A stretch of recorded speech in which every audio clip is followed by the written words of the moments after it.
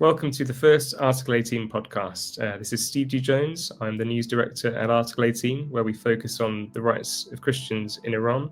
I'm delighted to be joined today by my two colleagues, Iranian-Armenian journalist Fred Petrossian and our executive director, Mansour Borji. We're going to be looking at a lot of things today, generally talking about the situation of Christians in Iran since the establishment of the Islamic Republic of Iran back in 1979, and we'll also of course be focusing on the current situation, the conflict and the widespread protests that preceded it and brutal crackdown of those protests. But first, Mansour, I wonder if you can kick us off just by explaining to those listening just a little bit about what we do here at Article 18. Yes, our main focus is on advocating and promoting religious freedom in Iran, but also specifically defending the Christian community that will be heavily persecuted through many different functions that we have, including documenting right violations, doing advocacy globally to protect and preserve their rights, safeguard them, but also raising awareness, doing training for faith communities, and also offering assistance to the persecuted Christians when and where it's needed. So this has been going on for quite a long time now, probably about 17, 18 years. And I'm glad to have a team that are dedicated to this very fundamental right.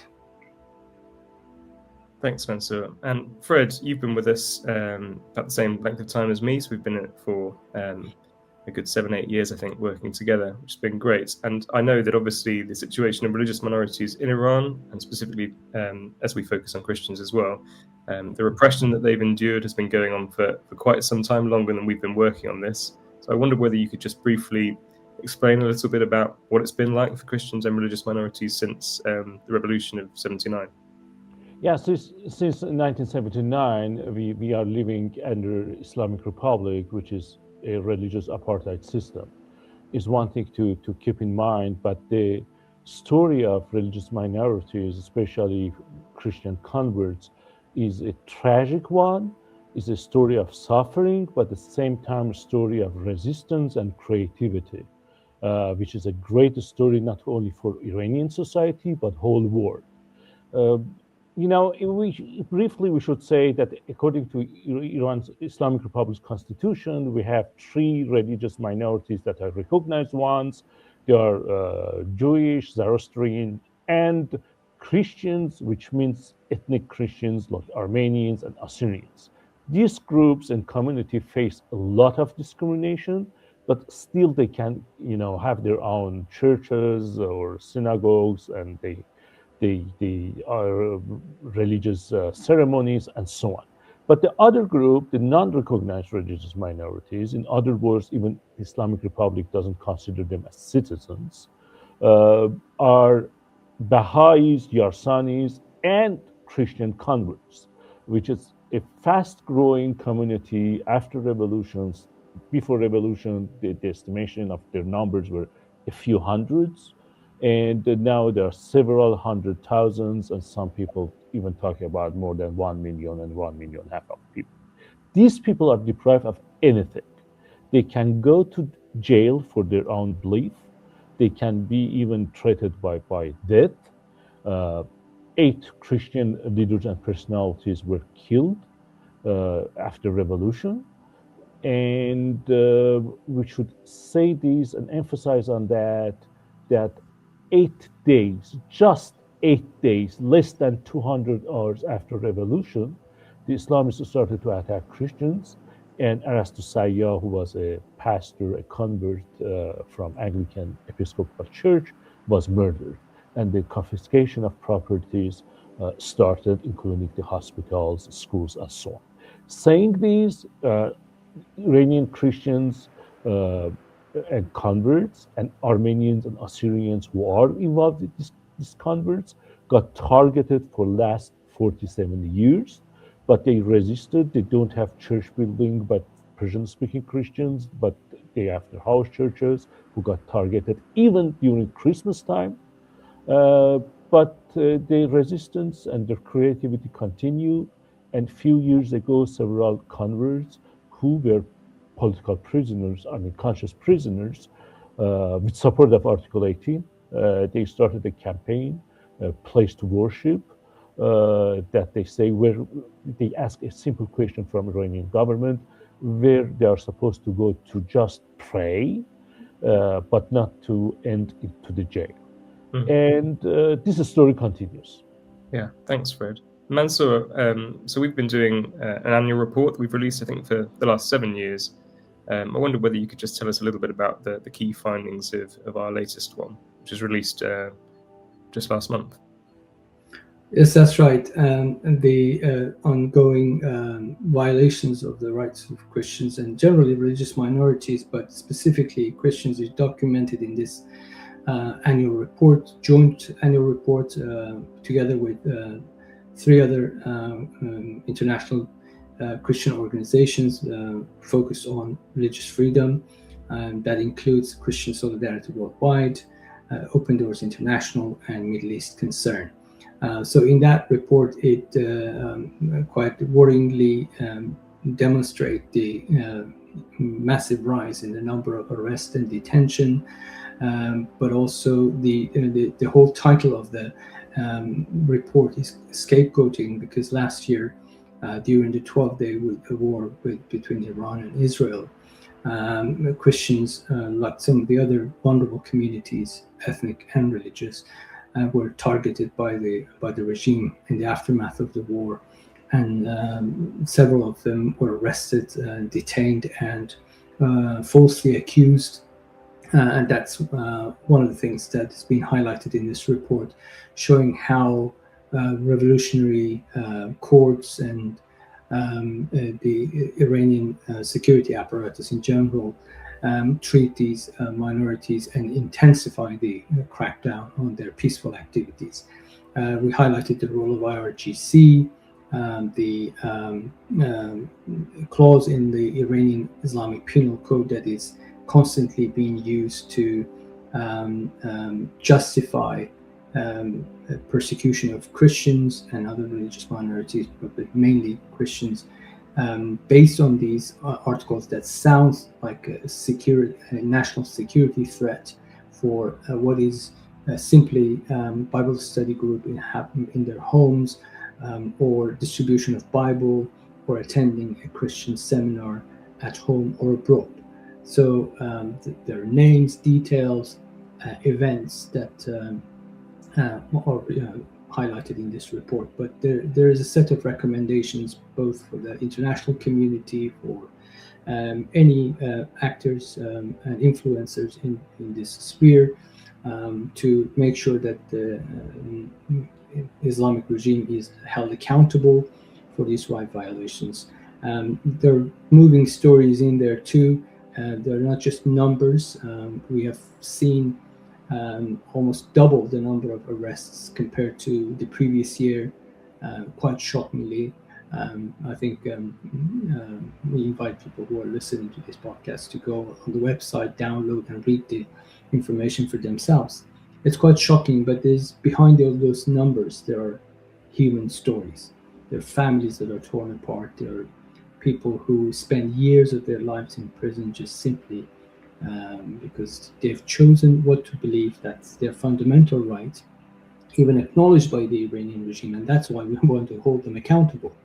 They have their signatory to key international human rights documents, and they try to play as an international player in global institutions like UN, but in reality, their practice and their laws are quite different, and that contradiction is something that this report highlights.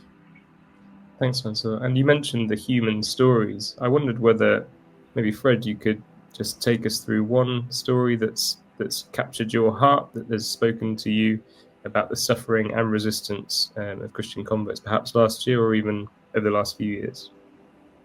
Yeah, one story that really always comes into my mind, it's Nasser Navard Goltape, a Christian convert who was in jail for more than 5 years, and now he's still in jail and got arrested. His lawyer Ahmad Inyas, who defended him, told me that judge told him that you have two options: one, denying your faith and go to free out of any charges, and second, you don't deny your faith, Christian faith, and you go to jail for 10 years. And Nasser didn't hesitate even a second, and he said that he's a Christian and Christianity and Christ changed his life. And judge was quite surprised, but still he sent him to jail. It's a great story of resistance and suffering. Yeah, and Nasser, I mean, I think he's in his mid-60s now, if I'm not mistaken. And last year, we detailed this in the report, he had a stroke in solitary confinement. And he remains in prison a year later after his rearrest, so having served 5 years in prison previously, and he's still there, of course, amidst what's happening at the moment in Iran. Mansour, maybe you can also speak to one story that comes to mind. I can remember a couple who were both sentenced to long imprisonments. I think jointly they had about 10 years in prison. That's Homayun and Sarah. Homayun was a public school teacher who had for years been retired and suffering from Parkinson's disease. Despite the severe medical conditions, the 2-year sentence for him and 8-year prison sentence for his wife Sarah was executed. They were summoned to serve their sentences in prison, and of course this is a painful story.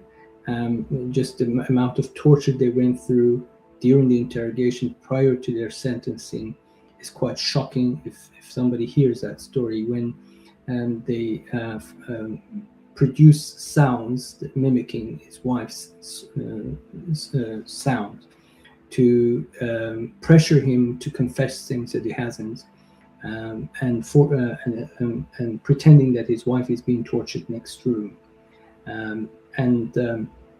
Anyway, the sentencing, the good thing about this story and how eventually it ended is that when in the process of retrial, a judge looked at the story and the case that the Iranian intelligence service, but also the very specific revolutionary court that deals with these kind of cases has built, realized how shallow and unfounded these accusations are. And he had a very strongly worded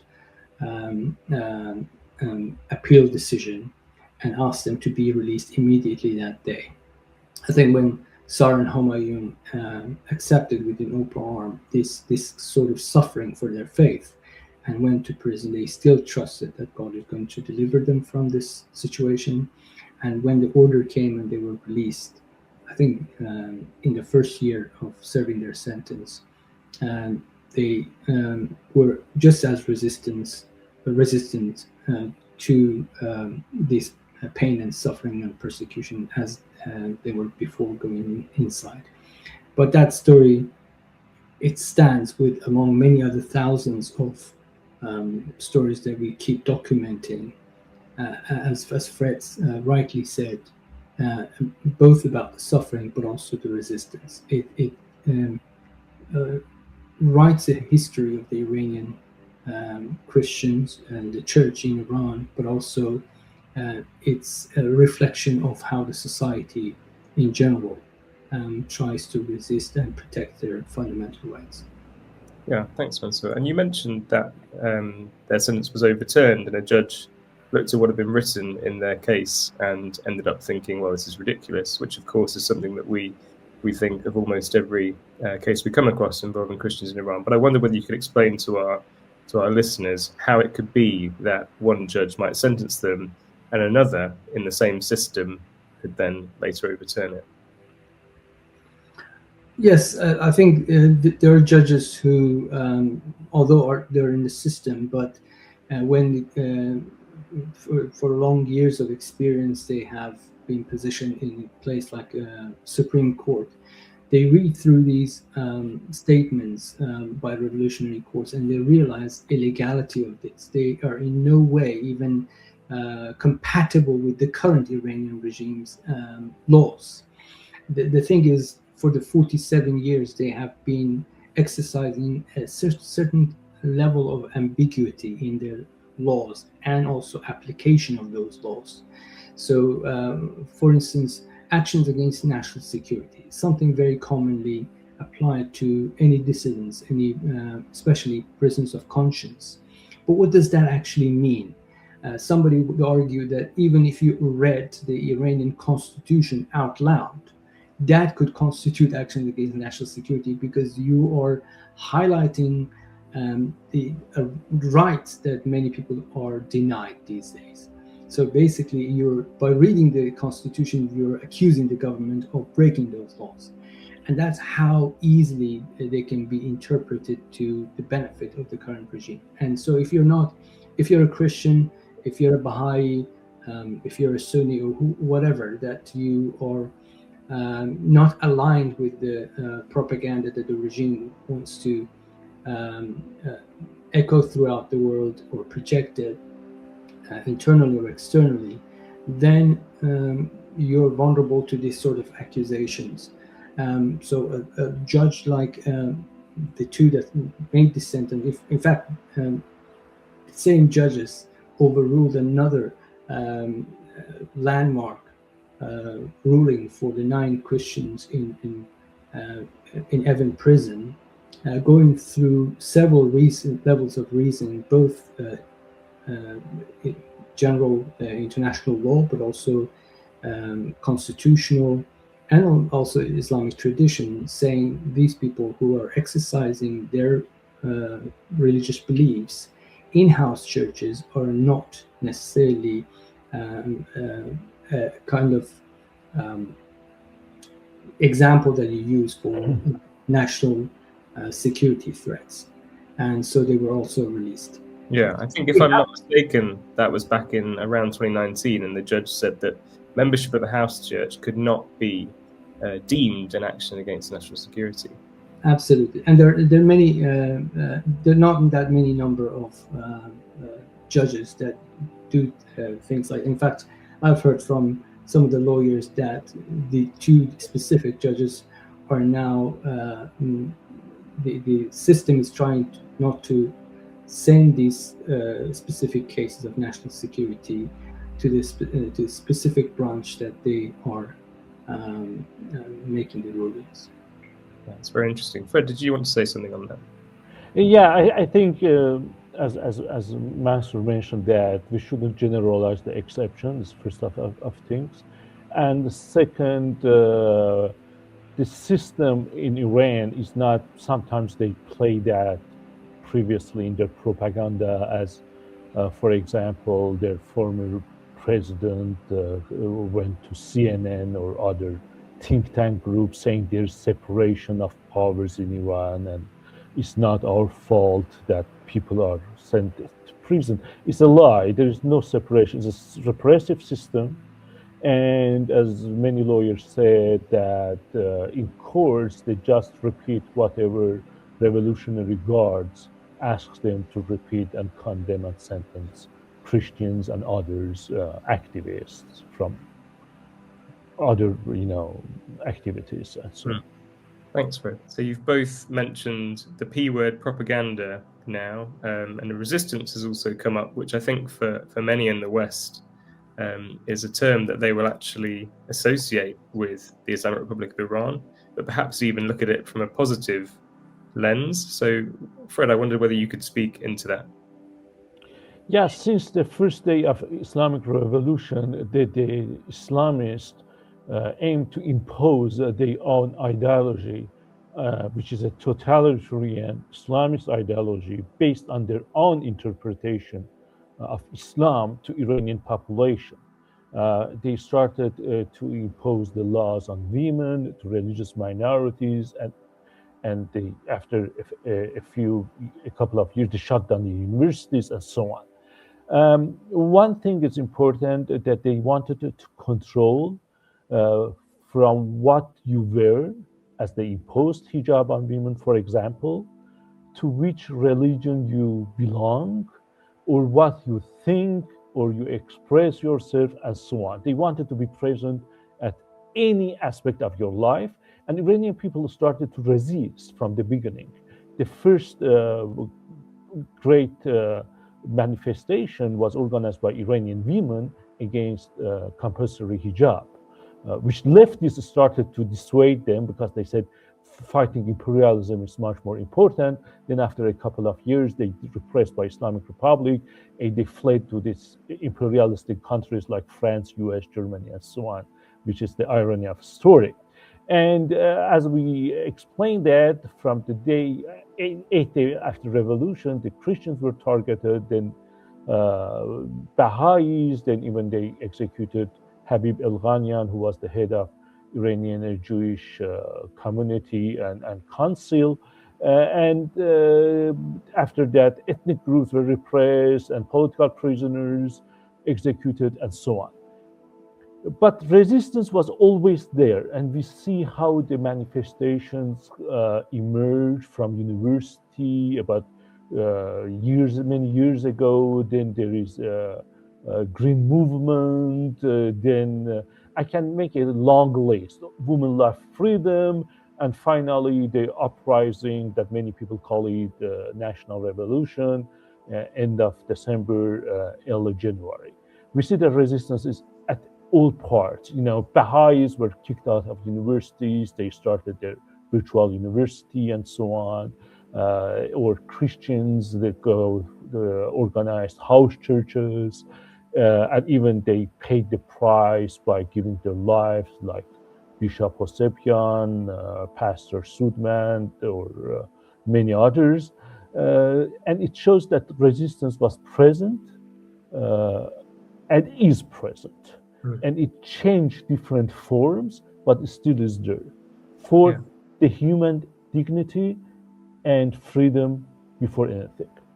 Thanks, Fred. And I think, we're going to come on to talk about the recent protests and everything that's been happening since very shortly. I just want to come back maybe to you, Mansour, now to look at it from what's Fred said about what resistance is as we understand it.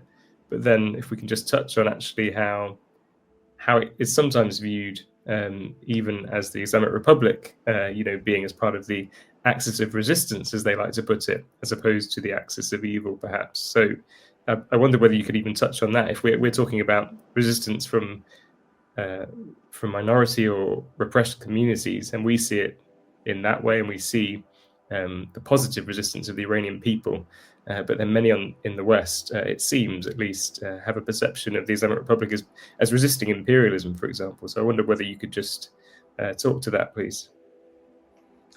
I think the word resistant is a beautiful word that is being used and abused globally, of course, but it has a beautiful tradition in the Christian and church tradition. There's a theology evolves around it, and what it means is resisting tyranny, anything that denigrates humans and disrespects the innate and God-given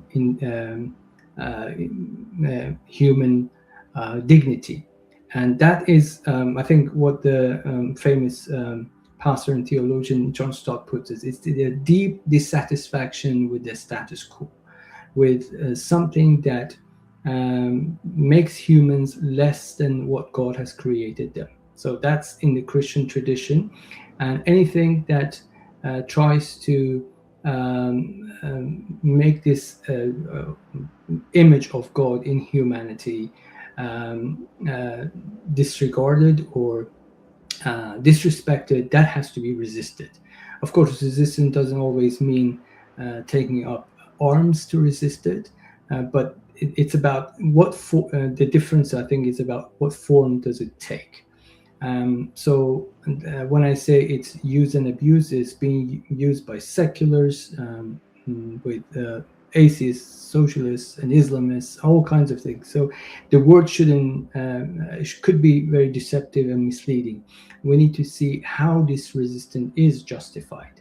So for Christians, from biblical point of view, when people are asked to shut up and be quiet and not to have their usual gathering for worship, even the apostles of Christ resisted that and said, of course, we're trying to be good citizens, but obeying God stands above and supersedes what the authority would tell us. So there are points that you oppose unjust laws because those unjust laws make that human dignity disrespected,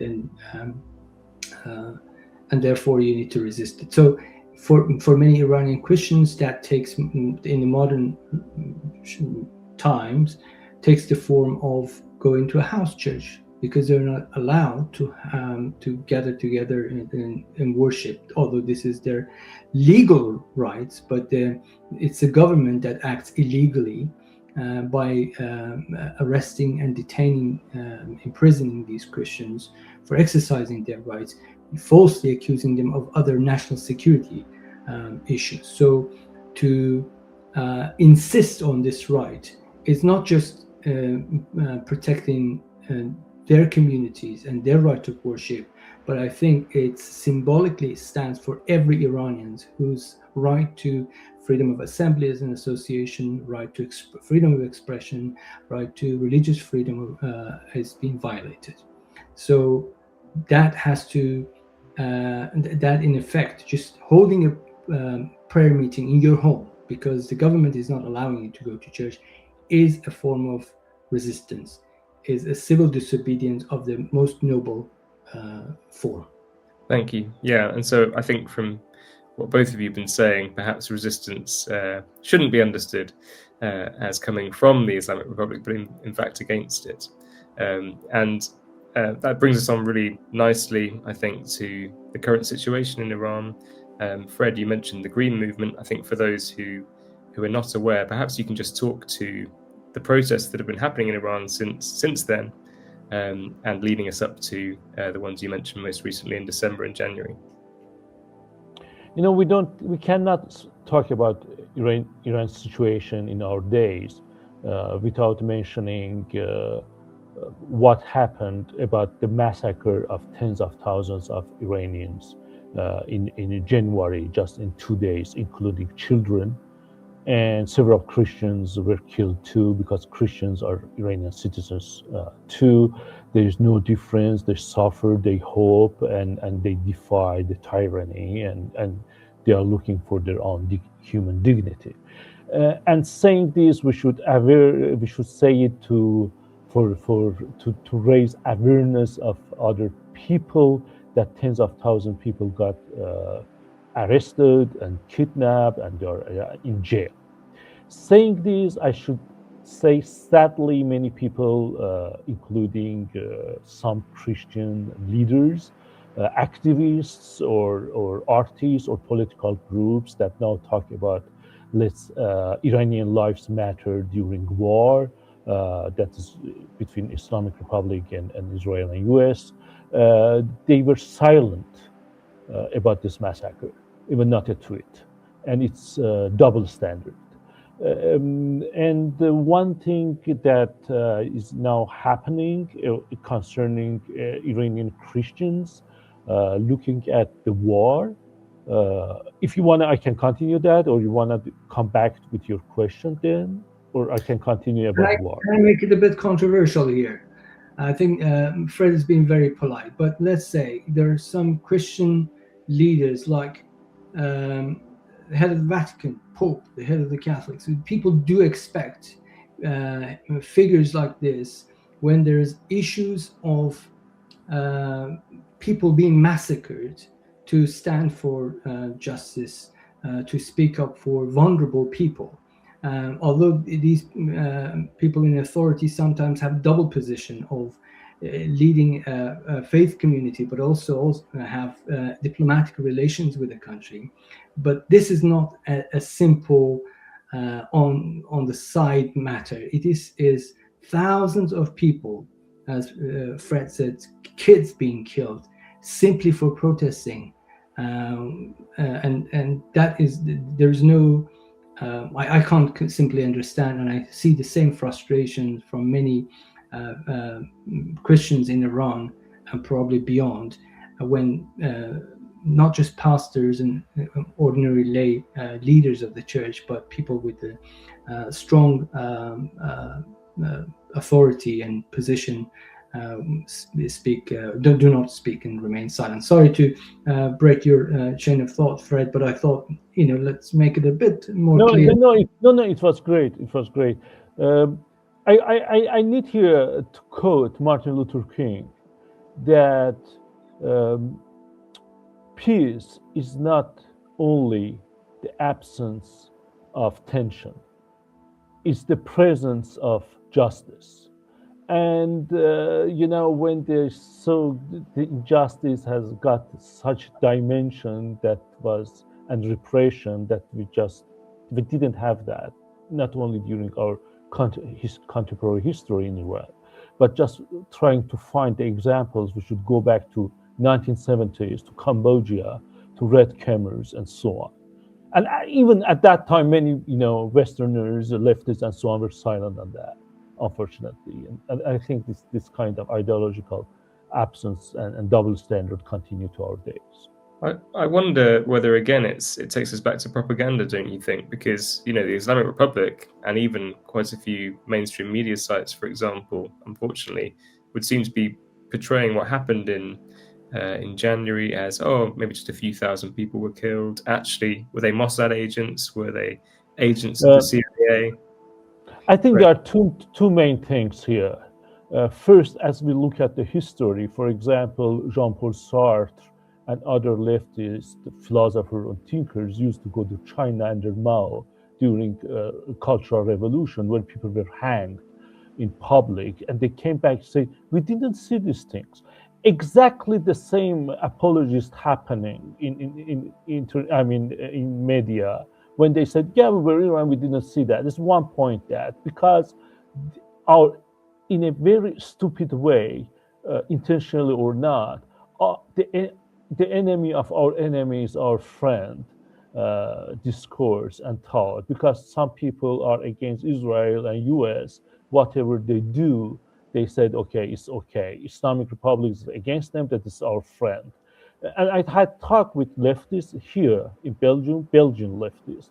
I tell you, support Islamic Republic, you go out with the flags, Islamic Republic's flags, and check a little bit. In 1980s, thousands of people like you were massacred, including teenagers, by the same regime. It's one point.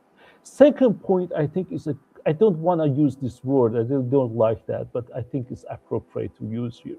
It's colonial thinking of the left regarding third world Iranian people.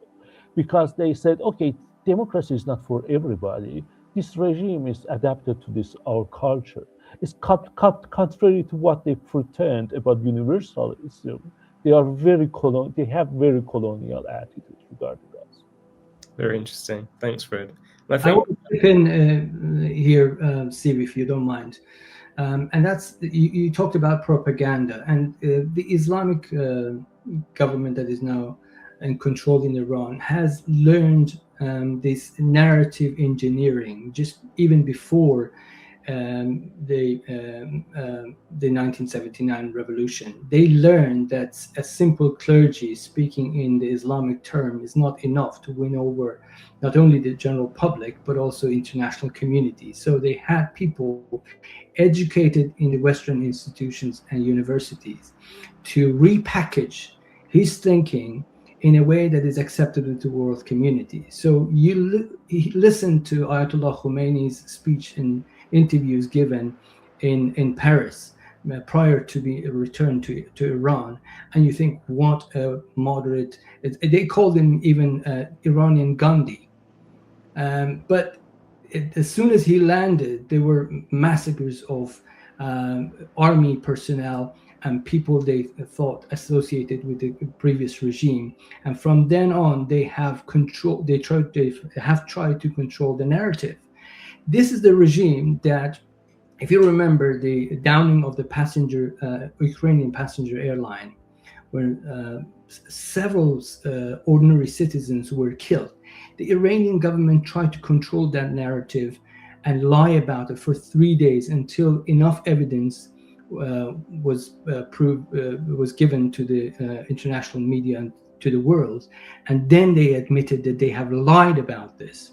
So, and I can vividly remember in 90s when they even orchestrated a nationwide operation run by the Ministry of Intelligence, famously known as chain murderers, and they blamed various different groups for what they tried to impose their heavy control over religious minorities, political dissidents.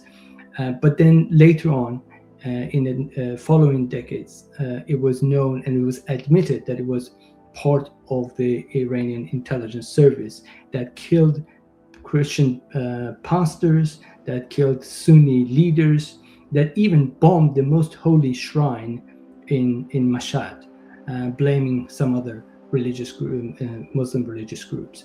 So this is a government that has learned to project its wrongdoings on unknown groups or terrorists.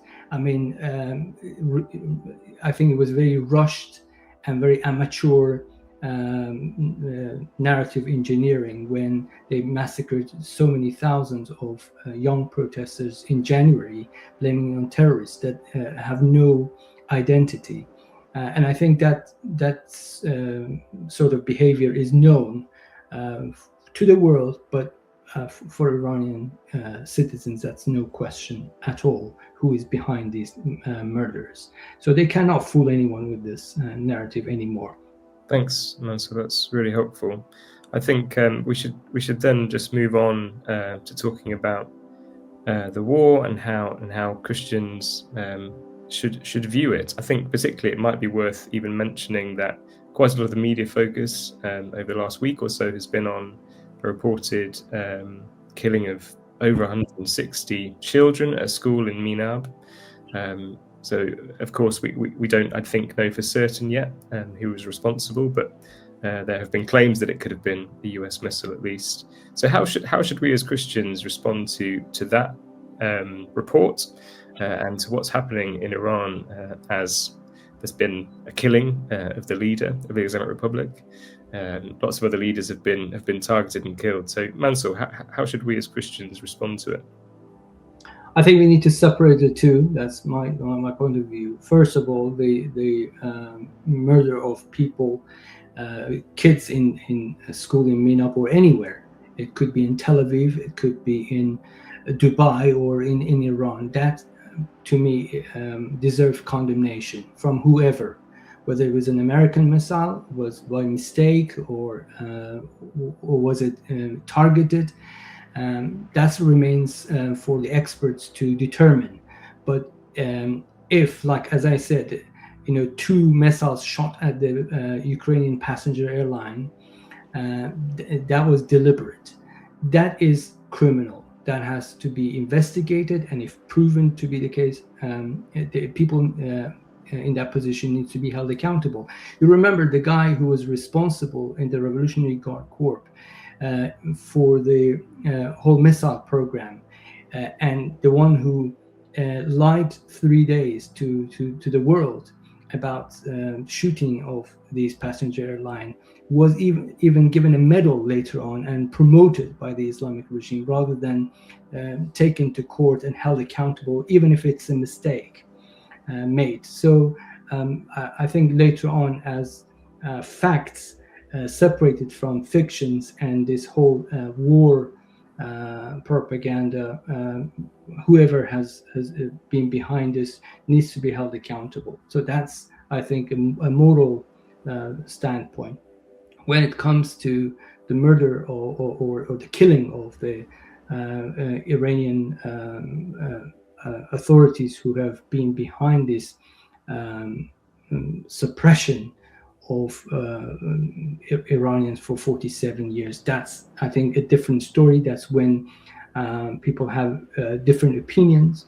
And I think Christians have to realize that there is a tension, there is conflict in holding the two different Christian traditions of, I would call it just war, but also pacifism together. That's a longer discussion, but I'll let you engage with Fred, and then I'll come back with more thoughts about the whole concept of war, and this included. Yeah, Fred, please give us your view. Yeah, Christians, like Iranian citizens, they're facing war, they're facing massacre, they have their own suffering, they face suffering, they have their own hope for a change, but try to look at these things through their own Christian faith, which is normal thing to do. But there are two things that I should mention before going that. There is no holy war in our days. There is no Christian jihad. And I quote here Francis Schaeffer, the great writer and thinker that was very influential on Christian evangelical movement, especially on conservatives, that don't confuse your country with the kingdom of God. In other words, he said, don't wrap up Christianity into your national flag. Okay, it happened in the history. In American Civil War, there were pastors on two sides. They call it the Holy War, or it's the war for the kingdom. Okay, it's one point to take. Second thing that we need to mention, that by believing in pacifism as Christian, or believing in just war, or believing that war is evil, but there are things that more evil than war, you don't become more Christian or less Christian. Iranian Christian population shouldn't, start to accuse each other that because you believe in this kind of even political attitude, you are less Christian or more Christian, you are on the side of God, or you are on the side of, bad people. It's the worst thing that they can do. They should look at each other as brother and sisters in a community. The Islamic Republic will send you to prison or deprive you of your basic rights. They don't look at you if you're Anglican, Catholic, or Protestant, or believing in just war theory or not. For this state, you are a threat for their own, totalitarian discourse. Then we should, before any talk, we should mention these stories that is important. And one more thing, that in history, people, facing different situation and condition, change their mind and change their theological view. For example, Reynold Niebuhr, the great public intellectual in the US and theologian, he was pacifist. And then he saw the rise of Hitler and fascism and Nazis and World War II and how they were aggressive and a brutal regime. And he becomes, this believing that sometimes war is less evil than not doing war. And he said sometimes even, pacifists are not on the side of ethics. It's contrary. They because of the situation, they are supporting the unintentional, the evil, for example. And even C.S. Lewis wrote, "Why I'm Not a Pacifist," if I'm in the early years of World War II. It's important to see that people change their ideas and visions. Then we shouldn't accuse, each other not to be good Christian or whatever because of this kind of our attitude regarding our theology. That's brilliant. Thank you, Fred. That's fascinating, and I've had it's been a real privilege for me to listen to you both. We could go on talking for a lot longer about these and other things, but perhaps we should leave that to our next chat. I hope that listeners will join us. Perhaps we can talk about what next for Iran, whatever the state of play is when we next talk. But it's been a real joy for me to listen to you both talk about a subject close to your hearts and about which you have such great expertise. So thank you both. Thank you. Thank you, Steve. Thank you, Fred. And we hope to see you next time on the Article 18 podcast.